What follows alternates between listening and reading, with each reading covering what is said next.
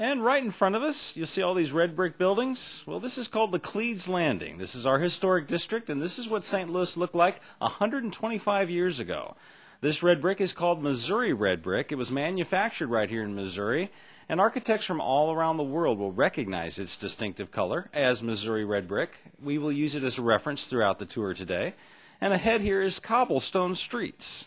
Well, this cobblestone originated as ballast in ships coming over from Europe. They were discarded, those stones were piled up, and they decided to use them to pave the streets here in the Cleves Landing about 100 years ago. Now, if you folks would like to take one of these cobblestones home with you as a souvenir of your trip to St. Louis, they are $25,000 and 20 years in prison. So this is the Cleves Landing. It used to be warehousing and manufacturing. It's now bars, pubs, restaurants, live music, and little shops. It's very popular here on the weekends. And in front of us is the Mississippi River. We'll be driving down along the Mississippi shortly.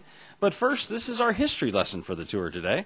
This is called the Cleves Landing because of a gentleman by the name of Pierre Laclede. He was a Frenchman living in New Orleans way back in 1764, and he had made his fortune in the fur trade industry.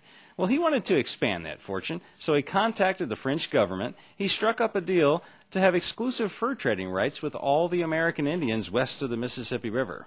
Well, the ink wasn't even dry on that deal, and he already had 30 workers together in a keelboat, and he also brought his stepson, Auguste Chouteau, along with him, and they started heading up the Mississippi River. Now, you got to remember, in the 1700s, our river systems were our interstate highway system of the time period, and Pierre Laclede was a very good businessman. As they headed up the river, very smooth trip, he noticed on the west bank these high limestone bluff banks that would protect from flood. And of course, that's a key thing in starting a new settlement. So he decided to settle right here. They landed their boat, hence the name Laclede's Landing. And at that point, Pierre Laclede basically just dropped off his workers. He left his stepson, Auguste Chouteau, in charge, and he left. He was commissioned to go work at a French fort over in Illinois, and he was gone for months. Of course, he was really nervous about what was happening here while he was gone. You got to picture this, folks. Basically, Pierre Laclede had dropped off his 30 workers and his stepson on the riverbank, in the woods, surrounded by American Indians. So he was nervous. Of course, there was no way to communicate back then, no cell phones, no email. So he basically just had to hope and pray everything was going to be okay.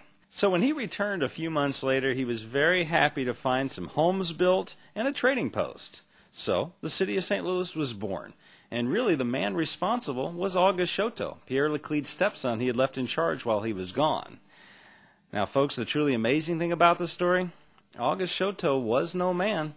As a matter of fact, he was a 14-year-old boy. So in reality, St. Louis was established by a 14-year-old. And so right in front of us is the Mississippi River. It drains 40% of the United States landmass. And the land over on the other side of the river, well, that's the state of Illinois. Now, St. Louis is the third busiest inland port in the United States. A lot of coal and a whole lot of grain move through this area. I would like to tell you a few things about the big bridge right up here in front of us. It's called the Eads Bridge, named after its builder, James Eads. Now, this bridge was built back in 1874. And when it was built, it was a very, very innovative new design for a bridge. This was actually the first steel and iron arch bridge of its type built anywhere in the world. And of course, back in 1874, there weren't cars and trucks. It was a railroad and a people bridge. But unfortunately, since it was such a brand new innovative design, the people who the bridge was built for took one look at it and said, "We've never seen anything like this before. This doesn't look safe. We don't think it is safe, and we're not going to use it." And they wouldn't. So the builder, to try and prove to them that it was in fact safe, pulled 13 locomotives out onto the middle of the bridge. Well, the people were very impressed, but unfortunately they weren't convinced. So the builder went to a local traveling circus, and he got an elephant, and he walked the elephant out onto the bridge.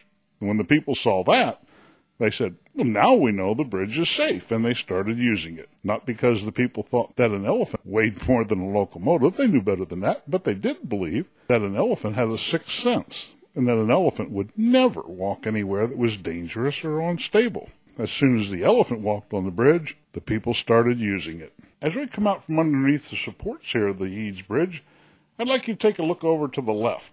Here on your left, right along the edge of the river, you'll see a statue of two men. That's Lewis and Clark. Now, I don't know what committee decided to put the statue here at the edge of the river, but when the river's high, the statue's underwater. For the first 2 months of our tour, all we could see was a hat sticking out of the river. Over here on your right, the big concrete wall you see is a flood wall. Back in 1993 and 95, we had severe flooding, and the water came within 12 inches of the top of the wall. Obviously, the arch is the main attraction down here by the river, but it's certainly not the only thing to do. Over here on your left, you'll see you can take a helicopter tour. Those are a lot of fun and very, very reasonable. You can take a mock paddle wheel or a little riverboat cruise up and down the river. You can rent a bicycle or a little surrey. There's a long bicycle path all up along the river. You can also take a horse and carriage ride here in the afternoon or the evening. That's also a lot of fun. And now coming up on our right is the St. Louis Arch, known as the Gateway to the West. It is 630 feet tall, the tallest monument in the United States, and the tallest structure in the city of St. Louis. No building is ever allowed to be built as tall or taller than the St. Louis Arch here in St. Louis. You can go to the very top of the arch in a tram. There's tiny little windows at the very top of the arch. And underneath these steps is a museum. It has 2 movie theaters. One is a movie about Lewis and Clark and their epic adventures, and the other movie is about how they built the St. Louis Arch. And of course they started from the ground up, each leg to finally meet at the top. So they started building the arch in 1962, and it was quite the unique engineering challenge for the time period. Of course, nothing like this had ever been built before. Well, the arch started taking shape really quickly, and news was spreading about this amazing monument being built here in St. Louis, and the builders were quite proud of the job they were doing, so they scheduled a big ceremony to celebrate the completion of the St. Louis Arch for October of 1965. Well, that morning in October, people came from all across the country, journalists from all around the world, to witness this piece of history take place. And the completion of the arch was the joining of the 2 legs by putting in the very top middle piece. Well, the cranes started lowering that final piece of the arch into place. Well, guess what? It didn't fit, and they didn't know exactly why. Well, there was a St. Louis City fireman in the audience, and he noticed that the south leg of the arch was being much more directly hit by sunlight than the north leg. He thought maybe it was a little warmer and had possibly expanded. So he shared that theory with an engineer. They did some quick measuring, and sure enough, that fireman was right. At that time, the south leg of the arch was a full 1.5 inches taller than the north leg. So that same St. Louis City fireman got his fireman buddies together. They went up the south leg of the arch. They reached the very top, started hosing down the outside of the St. Louis Arch. And folks, what do you know, an hour and a half later, they'd cooled off the south leg of the arch enough to where that final piece slid right into place, and it's been together ever since. Now, it cost $13 million to build the arch, which is exactly what was budgeted for the project, but they also had another budget. That's just how many men might lose their lives while building the arch. Well, they budgeted that 13 men would probably die while building the arch. Fortunately, they were wrong about that one. No one died while building the St. Louis Arch. Quite a few people assume that this has probably always been a park right here along the river, and basically all they did was add the arch. And that's not true at all. You have to remember that St. Louis really grew up as a river city. This was a very, very important port years ago. Back in the mid-1800s, they had over 100 steamboats a day going in and out of this port. The area where we are right now, down here along the river, was all docks and wharfs and warehouses. The area over here on the right where the arch is was actually the center of town. But as the city became less and less dependent on the river, the center of town started to move to the west, and the area down here along the river started to really deteriorate. It became a high crime area, a lot of empty buildings. It actually became a real eyesore. Well, they knew a long time ago they were going to have to do something about that, but they weren't sure what to do. Back in the 1930s, they settled on the idea of building a park here along the river and some kind of a monument highlighting St. Louis as the gateway to the West, because that's exactly what it was. People came upriver, downriver, across the country, and started their journey west right here in St. Louis. This was the last stop for provisions, and it was the start of the Santa Fe and the Oregon trails, just to the west of St. Louis. Well, it was a great idea, but the 1930s were the Depression years. There really wasn't any money to do anything about it. It just stayed a good idea until after World War II. In 1947, they held a contest to see what the monument anchoring the park ought to look like. And unfortunately, The architect who won that competition with the arch design didn't live long enough to see it actually get built. The arch wasn't finished until 1965. Now, before they could build the park and the arch itself, like I said, this had been the center of town up here. They had to tear down all the old buildings and docks and warehouses and roads and railroads. They knocked down everything in a 40-block area, everything but one building. Back when Pierre Laclede sketched out his settlement, he made a spot for a church. Now, that first church got built in 1770. It was just a small wooden church, got replaced by a bigger wooden church in 1776, and then finally by a stone cathedral in 1834. And that's the cathedral you see coming up in front of us here on the right. Now, it's known as the Old Cathedral because it is the oldest cathedral anywhere west of the Mississippi River. And it is still a church. They have church services in here every day, weddings every weekend. This is probably people's favorite spot to get married in St. Louis. It's beautiful inside. It's all restored back to the way it looked in the mid-1800s. About the only difference is the electric lights. Of course, since it is still a church, it's open to the public, and it's absolutely free to go in. They even have a free parking lot here on your right. At the next traffic light, we're going to be going left on Market Street, and I'll tell you about quite a few places along the way up here. As we make our left turn onto Market Street, if you look up the street to the left, you'll see a large green dome on top of a building and a flag. It'll be on our right as soon as we make the left-hand turn, and that's the old courthouse. Now, the old courthouse is no longer actually a courthouse. It's a museum now. It was replaced back in the 1930s by a much, much larger courthouse, but they kept the old building here because it was such a beautiful piece of architecture. And not only that, Barry, but of course there's a lot of history here as well. This is where the Dred Scott decision happened. Dred Scott and his family were being held as slaves in the state of Illinois, which at the time was a free state, so of course he thought him and his family should be free. He filed a court case with this court. They heard the case and they threw it out. They determined a slave could not file a court case. Well, Dred Scott was quite tenacious. He appealed all the way to the Supreme Court, and after a 16-year court battle, he still unfortunately lost what became known as the Dred Scott decision. It was one of the key factors leading us into civil war here in the United States. Now, coming up on our left in between the two buildings, a couple blocks over, you'll see a sea of red seating and some Missouri red brick. That's Busch Stadium, completed in 2006, where the St. Louis Cardinals play baseball. And coming up on our right is Keener Plaza, free open green space here in St. Louis. Notice all the beautiful plant life, the fountains, lots of free events happen here. And as we continue on the tour today, take a look at how clean St. Louis is. We do not pollute the city, we take care of the city. As we start through the next intersection right here in front of us, take a look down the street to your right. On the left-hand side of the street, you'll see a red brick building. That's called the Wainwright Building. That building was a real engineering marvel when it was built back in the 1800s.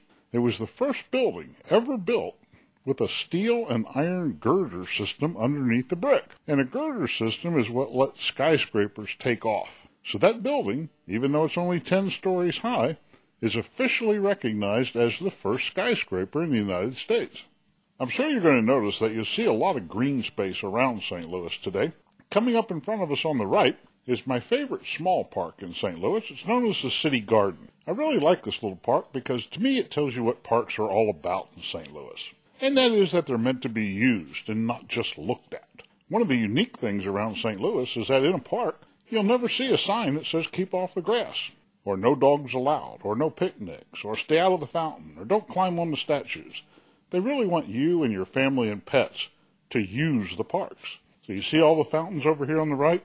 In nice warm weather, you see plenty of kids out here playing in the fountains, climbing around on the statues, people having picnics, having their lunch there. That's perfectly okay. They really want you to use the parks. Take a look at this building coming into view on our left. Doesn't it look like Batman ought to be jumping out of this building? Well, this is actually our city hall. It's our city hall to this day. It has over 100 years worth of pollution stuck to it. They tried to clean this building up by pressure washing it 20 years ago, and the building simply started to crumble. It's made out of soft limestone, and it couldn't take it. So they thought they better just leave this building as is and say it has character. As we pass by the City Hall, you'll notice a statue over here on your left. That's Pierre Laclede. And coming up on your right, the building over here that's set back just a little bit, that's the Soldiers' Memorial Building. It was dedicated there in 1936 by Franklin Roosevelt. It's a beautiful military museum. Of course, it's open to the public, and it's absolutely free. Coming up on our left is the Peabody Opera House. Just behind it is the Scott Trade Center, a more modern curved glass building, and that's where the St. Louis Blues play hockey. The Peabody Opera House, once called the Kiel Auditorium, had been closed for decades. The Peabody Energy Company partnered with the city of St. Louis to completely restore this building back to the way it looked in 1932. Very beautiful building. Everyone here in St. Louis very proud to have the Peabody Opera House open for business again here in St. Louis. Coming up well in front of us, it'll be on our left. You see the big building with the big clock tower and the orange high-pitched roof? That's St. Louis Union Station. That's the old train station. When that station was built back in the 1800s, it was the largest and the busiest train station anywhere in the world. Now, the real heyday of the train station was back in the early years of World War II. In the early 1940s, there were over 100,000 passengers a day going through that building. St. Louis was a good central location for the train system in the country. There were 22 different rail lines that met here. Now, of course, after World War II, the factories were back to making automobiles and gas rationing was over. People wanted to drive their cars when they traveled, and air travel was getting a lot more affordable, a lot more available. So the passenger trains here gradually went away. The last train left the station in 1976. It's now a big hotel and a shopping center. But if you like the old train days, there's still plenty to see. The most beautiful thing is right inside the front doors on the left. They've restored the grand hall of the train station back to the way it looked in the 1800s. It's absolutely beautiful. It's got 65-foot ceilings, gilded walls, statues, original Tiffany stained glass. There's hundreds of old photos. There's even some large-scale models. The building itself is also very interesting. It was modeled after a medieval French city. So there actually is a small walled town in France that looks just like that. As we cross the intersection here at the next traffic light, you'll notice that the architecture changes very dramatically, very quickly. As we cross the street here, we're going from downtown to midtown. Now, St. Louis was not only just a good central location for the train system, but for business and industry as well. Charlie, do you remember what some of those industries are that are headquartered here in St. Louis? Well, Barry, you're a lot older than I am, so you probably remember them a lot better than I do. But I will tell you, there is Wells Fargo Advisors, Edward D. Jones, Purina Pet Foods, Monsanto, MasterCard, Energizer Batteries, Enterprise Rent-A-Car, the Peabody Energy Company, Build-A-Bear. They even make Tums here in St. Louis. St. Louis is the 18th largest city in the United States. We have a population of 2.8 million, but that's actually quite misleading. You see, the city of St. Louis itself has a population of 315,000. But we have 90 municipalities that make up the city of St. Louis, and that gives us that 2.8 million population. So in reality, folks, we're the 18th largest television market in the United States. Now, while all these different industries here are very economically important to the area, they're not that exciting to look at. So we're actually going to go to the left here at the next traffic light. We're going to go about 2 miles out to the west side of the St. Louis, where there's a lot more interesting things to see. Now, you're going to get to do something you probably haven't expected. You're going to get to go out on the interstate and go 60 miles an hour in a trolley. But I can tell you it's very safe. The trolley does very, very well on the road. We actually found this vehicle online out in Los Angeles. Flew out there and bought it. And we drove it back 1,800 miles. I can tell you that was a real road trip. If you ever want to get honked and waved at a lot, just drive a trolley by yourself across the desert. There were a whole lot of truck drivers that had never seen anything like that before. Folks, this isn't just me saying this. This is food critics from all across the country. St. Louis has the finest Italian food district you'll find in the United States. It is called The Hill. It is a 1920s blue-collar settlement of Italians that came here to work in our factories. As those factories began to close in the later 1900s, these Italians took advantage of all those old Italy kitchen recipes and started opening up restaurants in their homes in order to make a living. It's now very quaint, very charming, very modest neighborhood, has 20 authentic Italian restaurants. The food's great all over the hill. It's simply a matter of the price that you want to pay for the ambiance and the service that you're looking for. Now, statistically, the Hill is the safest neighborhood you will find here in St. Louis. No one wants to go messing with those Italians, Now, we don't drive straight through the Hill because it is 1920s streets. They're quite narrow, not very trolley-friendly. But we're going to go pretty close by the area, and we'll point it out to you. All around us is the old industrial area of St. Louis. Not near as much going on here as there once was, but this is where all those Italians came to work back in the 1920s. If you happen to smell coffee in this area, it'll be coming from a building well up in front of us, a little bit to the right. You see it up there, it's kind of a reddish building. It says Renoco on the side. Well, Renoco's a big local coffee company. It was started back over 100 years ago by two Irish brothers. But they were very much afraid that there might be too much Irish prejudice in the area. Nobody'd buy their coffee. So rather than name their company the O'Connor Coffee Company, they spelled their name backwards and made it Renoco. They felt like that was more Italian and would fit in better. Now, coming up here, you see a sign, a green sign, that says Missouri Botanical Garden. That's something I'm really going to actually twist your arm a little bit to go see. I don't care whether you consider yourself a garden person or not. Go there, I will guarantee you'll be glad you did. It's one of the biggest and best botanical gardens in the world. It's always in the top 3. People literally do come from all over the world to see it. Now, it's huge. You probably won't see the whole thing in one day, but you don't have to walk it all either. They have little trams that'll take you all around. And you really don't have to worry about the weather. Of course, it is a garden, so a lot of it's outdoors, but they also have a lot of things indoors. One of my favorite things there at the garden is actually indoors. They have a huge geodesic dome they call the Climatron.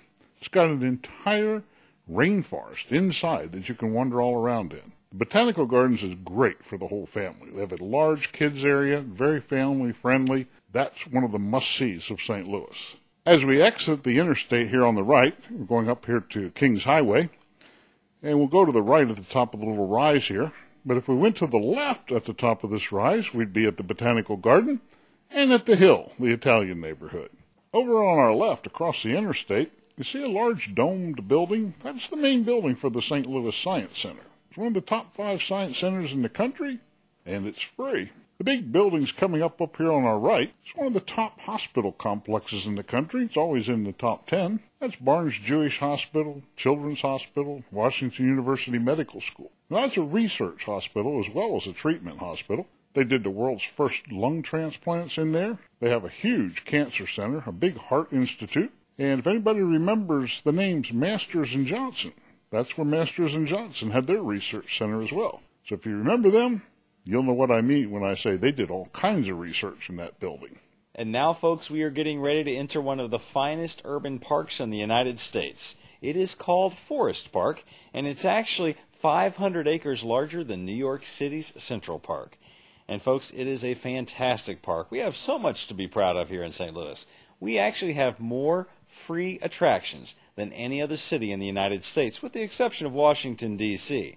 And that's because D.C. has all those federal monuments that are paid for with taxpayer dollars.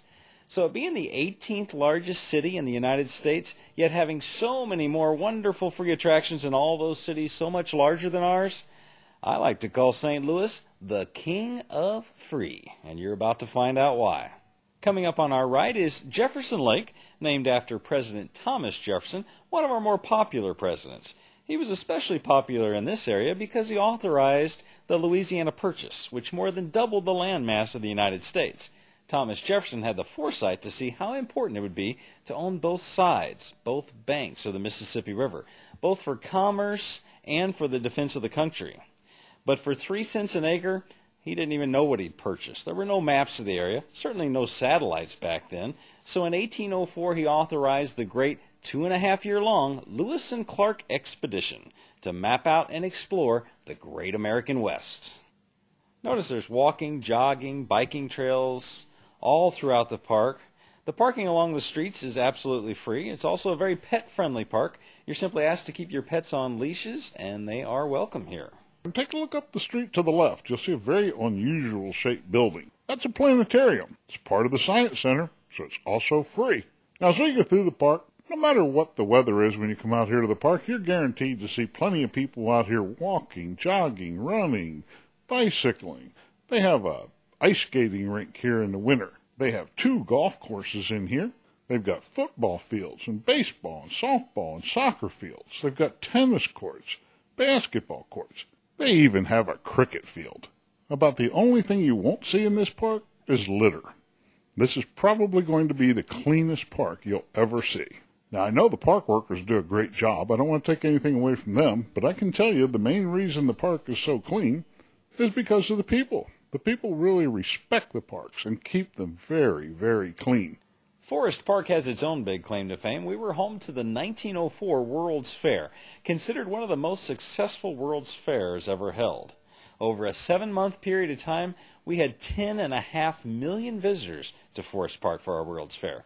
That's an incredible number when you consider the fact there were no airports here back then, and the population of the country was less than half of what it is today. But you have to remember, folks, especially back in the early 1900s, the World's Fair was considered a window into the future. You could see all those new products that would end up on your own hometown store shelves, and it was much like visiting the entire world in one location. Literally, the world came to St. Louis for the World's Fair. Now, some great creations came out of the World's Fair itself. It was a record hot summer here in 1904, and all the ice cream vendors did really well selling ice cream. As a matter of fact, they sold so much ice cream, they ran out of cups to sell ice cream in. So, necessity being the mother of invention, the ice cream cone was invented here at our World's Fair. For the same reasoning, so was the hot dog. 7-Up, Dr. Pepper, iced tea, all introduced at our World's Fair.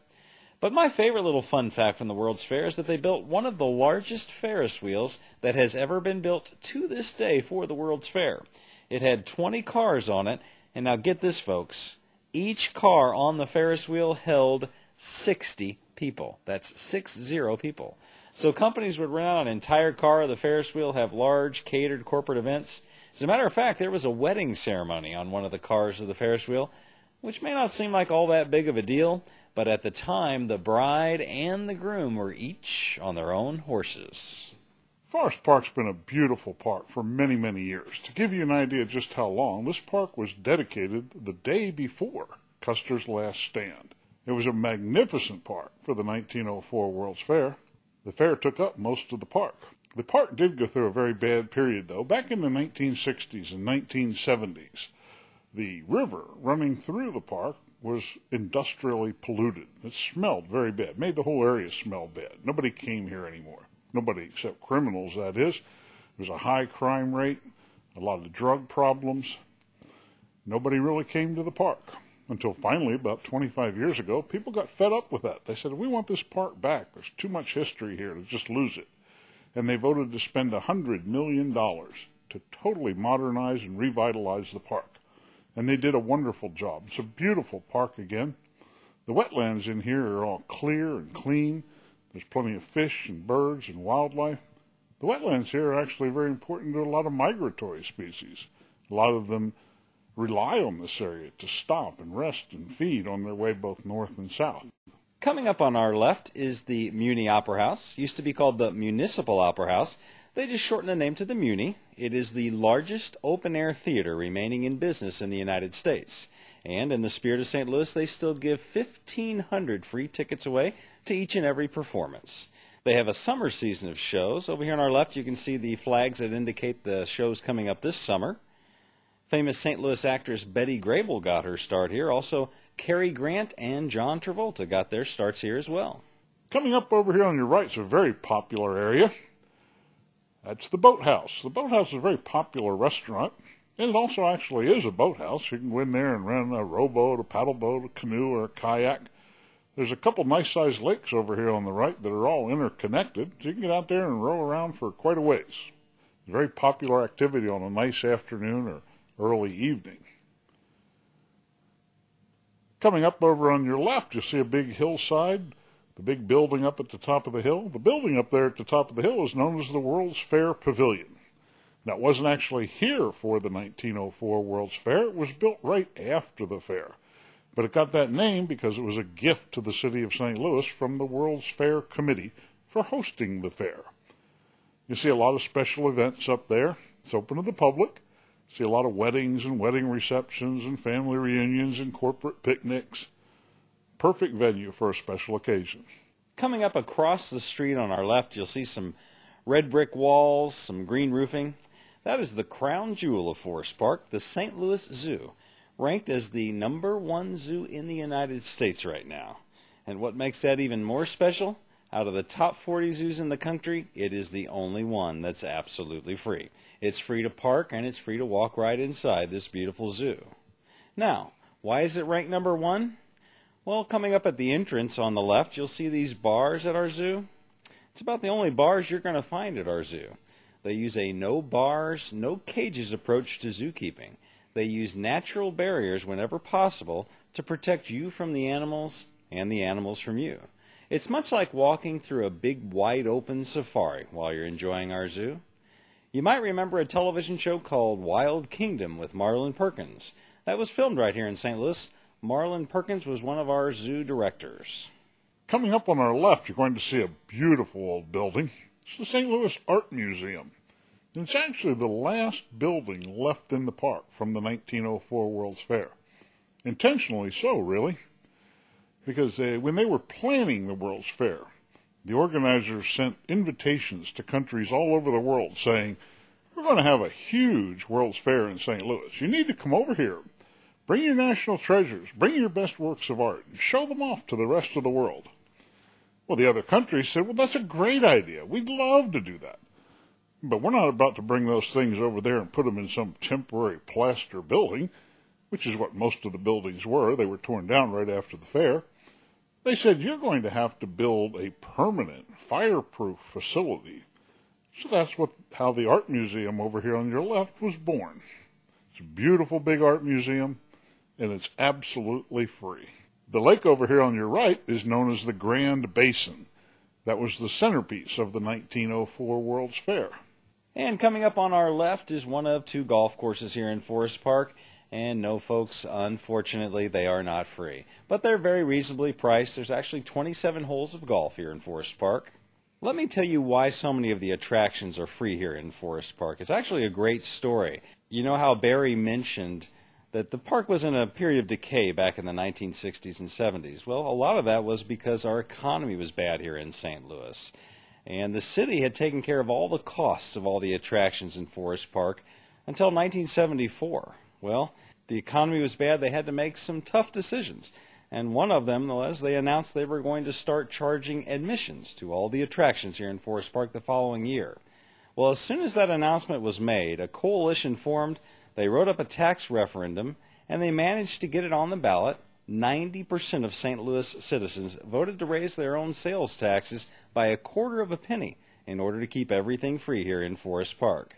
Since that time, that tax has never had to be increased. If there's ever a new project planned or a shortcoming in the budget, local individuals or local corporations will come to make up the difference to make sure everything remains free here in Forest Park for everyone to enjoy.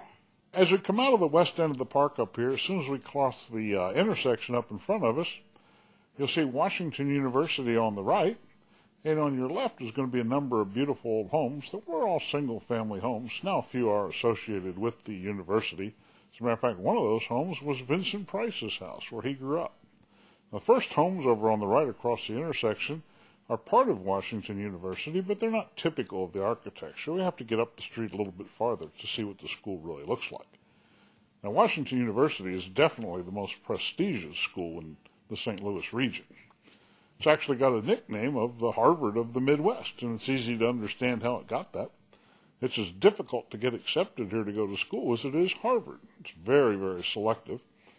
And if you do have the academic credentials to get accepted here, you better also have a scholarship with pretty deep pockets, because it costs the same as Harvard as well. It's well over $50,000 a year. Now, Washington University is mostly known for its medical school and engineering and social science programs, but they do have degrees here in just about anything you could possibly want. Coming up on our right, you'll see this track and field area that's part of the Washington University campus. This is where the very first U.S. Summer Olympic Games took place back in 1904, held in conjunction with our World's Fair. It was the third Olympics in modern history. The very first was in Athens, Greece, the second Paris, France, and the third right here in St. Louis. And it was the first Olympics where they handed out medals to the top 3 competitors in each event. Prior to that, the top 3 competitors received laurel wreaths for their efforts. Technically, we're not even in St. Louis anymore right now. We're just leaving Clayton and heading into University City. I mention that because a lot of people want to know what the population is here, and there's really two different answers. The city limits are very confining. Technically, there's only about 300,000 people who live within the city limits of St. Louis. But if you say the St. Louis metropolitan area, now you're talking about an area that includes about 90 different municipalities, including where we are right now, and a little over 2 million people. As we go through the light here at the bottom of the hill and start up the hill on the other side, you'll see some beautiful old homes over here on the right. And I'm sure if you look over here at the right, your first thing you're going to notice is that the streets are gated. But it really isn't a gated community. The other end of the streets on the far right is open. They simply close off one end of the streets here to keep people from using the residential area as a shortcut. Coming up on the top of the hill is Delmar Boulevard. We're going to be making a right-hand turn, and our next attraction area we're going to is called the Loop. We used to have an electric streetcar system here in St. Louis that serviced St. Louis in the early 1900s. The electric streetcars would start in downtown, come as far west as Delmar Boulevard, and this is where the streetcars would loop around and go back to downtown. That's where the name the Loop came from. Well, it was a very popular area, like a secondary train station. Lots of restaurants, hotels, entertainment venues popped up in the area. But this area could not survive that economic depression of the 1960s and 70s here in St. Louis, and eventually the Loop entirely went out of business. Well, there was a man by the name of Joe Edwards who loved coming down here as a kid, and he hated seeing the area close down. So he took a big risk. He took his life savings and he opened up a restaurant down here called Blueberry Hill. Well, the restaurant slowly became successful. Now the Loop is bigger and better than it has ever been before, and Joe Edwards' big risk really paid off for him. He now owns more than a third of the businesses down here on the Loop.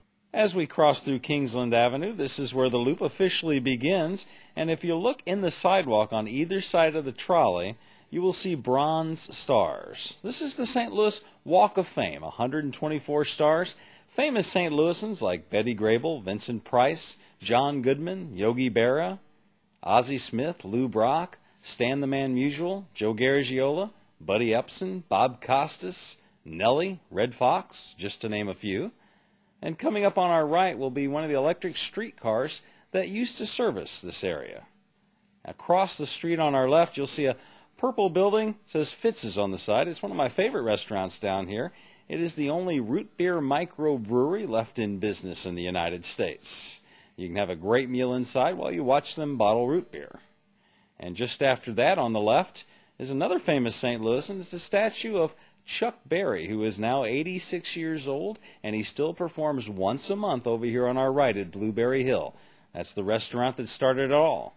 Great music venue, great music memorabilia, and voted the very best cheeseburger you'll find here in St. Louis.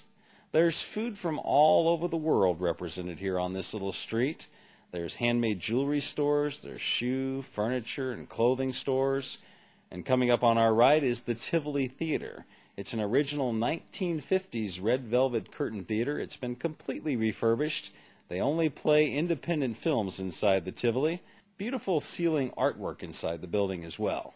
Coming up at the next traffic light, we're going to be going to the right and go back by the university. But before we do, take a look straight down the street in front of us, a little bit on the left side of the street. You see the Moonrise Hotel and Restaurant. The Moonrise is a very nice upscale restaurant and hotel. It's very Art Deco, and it's all done with a lunar theme. You see a lot of Apollo memorabilia in there. Now, of course, they have your normal hotel rooms, but they also have 10 suites. And the suites are all based on stars from the Walk of Fame. For example, you could stay there and stay in the Vincent Price suite, and your suite would all be decorated with photos and memorabilia from Vincent Price. Over on your right, you see these beautiful old homes again. These are the streets that were gated over on the other side. Like we said, on this side, they're all open. Now, about this point, a lot of people wonder, why is there so much brickwork around St. Louis? Brick buildings, brick homes, brick walls, brick everywhere. Well, there's really two reasons for that. The most obvious one is the land here has a lot of clay in it, a lot of brick building material. But what got it all started was back in 1849. St. Louis had a big city fire, a lot like the more famous Chicago fire, in that a significant portion of the city was burned. And after that fire, the city leaders mandated that commercial construction could no longer be wood frame or anything flammable. It had to be stone or brick. Well, that got the brick industry moving, and very quickly caught on with private homeowners as well. And it's become very traditional to build with brick in the whole St. Louis region. Now, it's not just traditional, it's also very practical. We do get a lot of extreme cold in the winter and heat in the summer and storms and high winds and the occasional tornado. And the brickwork holds up very well to our weather here. Coming up on your right, the building over here on the corner, it's an engineering building at Washington University. It may look like a restored old building, but it's not. That building's only a little over a year old. That's brand new construction. So when they build here at the university, they build to match the old architectural style as closely as possible, with the stonework and slate roof, and copper guttering and flashing.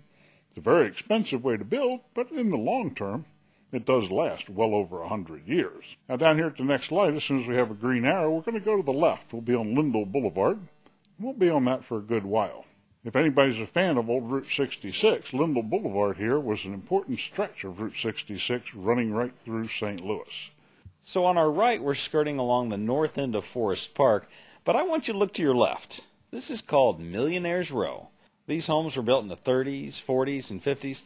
These were all wealthy St. Louisans living downtown that wanted to move out and have a nice park view, a big yard for their children to play in. They could build their own custom homes on this particular street.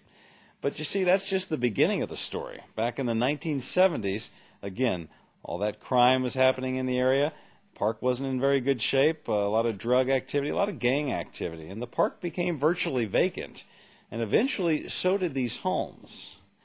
Folks, in 1980, you could purchase a home here on Millionaire's Row for as little as $30,000.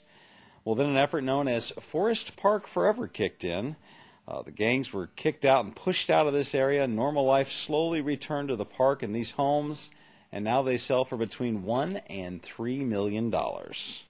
Coming up on your right, down here at the next traffic light, you see a beautiful old building. That's the Missouri History Museum. It's a beautiful history museum. If you enjoy history, you can spend a day or two in here easily.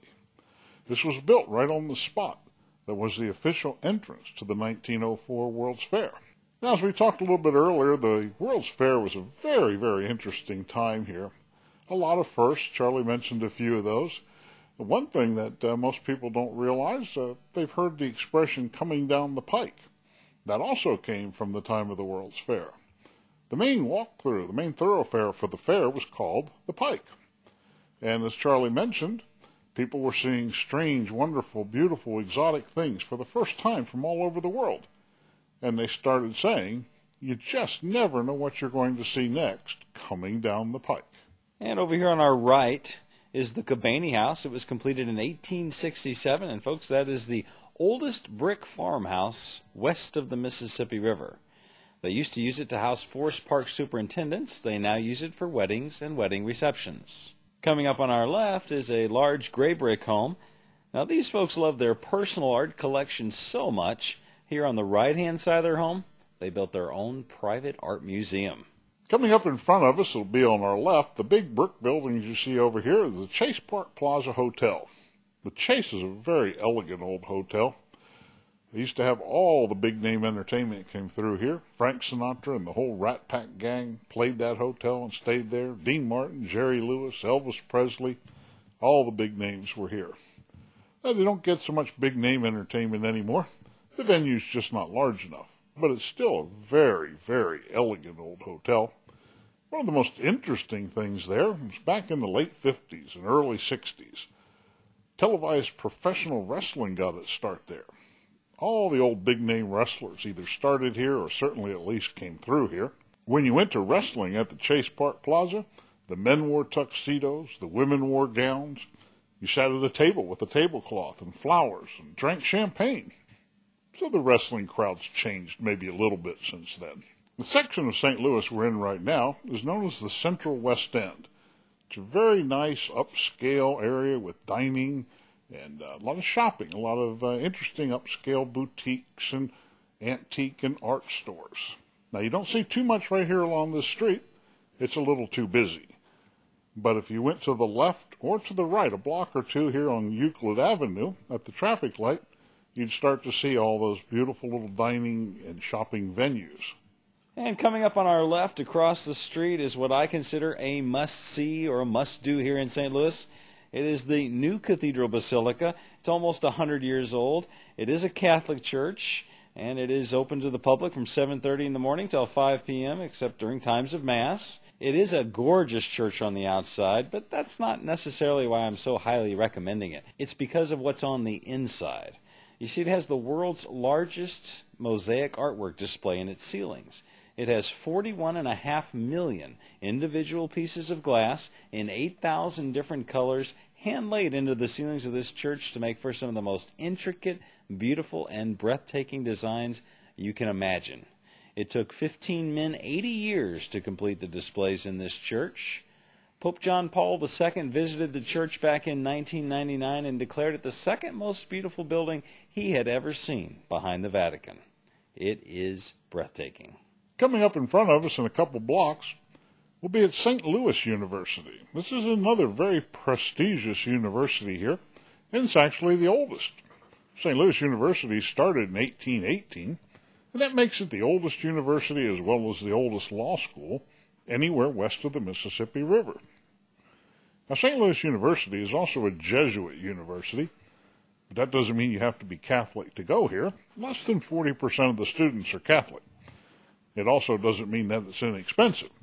This runs about $30,000 to $35,000 a year. Now, since it is a much older school, it kind of grew up with the city, so it doesn't have a compact campus like a lot of schools have now. It's quite spread out. Down at the next traffic light, you'll start to see the blue and white French fleur-de-lis designs on the lampposts. That's the symbol of St. Louis University. And the school goes about 3 blocks to the right at the intersection and about 11 blocks up in front of us. Over on your left, you see the old Moolah Temple. That's now a movie theater. You can go there and you can watch a first-run movie, and it's a fun place to go to the movies because they don't have normal theater seating in there. All the seating in there is old leather couches and love seats. We're not really sure who came up with that seating arrangement, but we'd be willing to bet it wasn't the parents of the students here. Now we're coming up to Grand Boulevard. We're going to be making a right-hand turn onto Grand, and as we make that right, I want you to look down the street to your left. And on the left-hand side of the street, you will see a big gold sign that says Fox. That stands for the Fox Theater. That's where all the elite would go to see shows and, quite frankly, go to be seen back in the early 1900s. But even the Fox Theater could not survive all that crime I told you about in the 1960s and 1970s, and eventually the Fox Theater went out of business.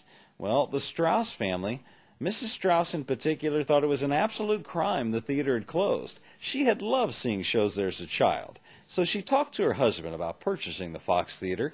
They had the money to do so, and he agreed. So they purchased the Fox Theater. He immediately started cleaning up Grand Boulevard, and Mrs. Strauss started studying refurbishing and redecorating techniques. She completely refurbished the Fox Theater. She added her own personal touches, and she renamed it the Fabulous Fox Theater. In 1977, they had a big grand reopening at the Fox, and Mr. Strauss very proudly stood at a podium and announced, "I gave my wife an unlimited budget to refurbish the Fox Theater, and she managed to exceed it." Right now we're in the heart of the St. Louis University campus. Their mascot is called the Billiken. So it's the St. Louis University Billikens for all their sports teams. And the Billiken looks like it should be in a Dr. Seuss book, but it's actually from a children's book series. Even earlier than that, in the early 1900s, the Billiken, small fictional creature, was said to bring good luck, and it has done so for a lot of their sports teams here at St. Louis University. Coming up ahead of us, it'll be on our left. You see the big building with a kind of a white, shallow domed roof? That's the Shavitz Arena.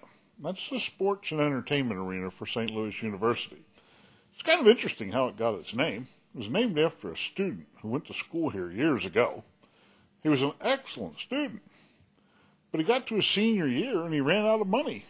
And he went in and talked to the head of the school and said, look, he said, I love St. Louis. I love the university. I'm doing very well. I'm getting all A's. I'd like to graduate from here, but I have a year to go and I'm out of money. If you just let me finish my last year so I can graduate, I promise I'll be back in 2 years. I'll pay you back every penny. I promise. Well, the school had never done anything like that before. But he was an excellent student. He was very persuasive, very convincing, so they decided to take a chance. They let him finish his last year. He graduated right on time, graduated with straight A's, came back just like he said he would, paid them back every penny 2 years later. And then he came back a number of years later and gave the school $12 million to help build that arena as a thank you. Really don't know if the school's ever done anything like that since, but they certainly made out very nicely with him.